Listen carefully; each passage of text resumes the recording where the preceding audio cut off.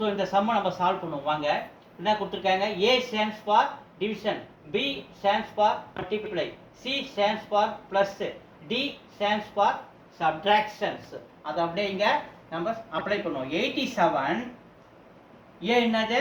Division 29, இந்த bracket அப்படியே வச்சுங்க.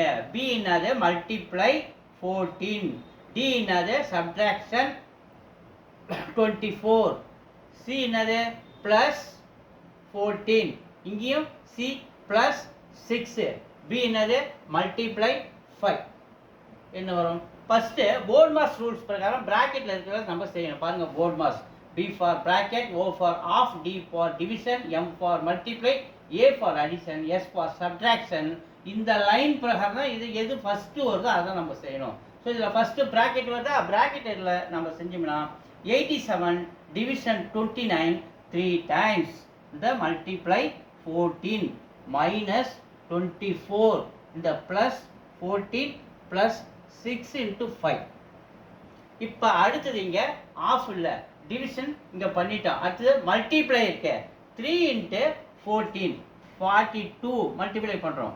மைனஸ் 24 அப்படியே வச்சுக்கிறோம், ப்ளஸ் 14 அப்படியே வச்சுக்கிறோம், ப்ளஸ் அப்படியே வச்சுக்கிறோம். 6 5 சார் இங்கே ஒரு மல்டிப்ளை இருக்க 30. ஓகேவா?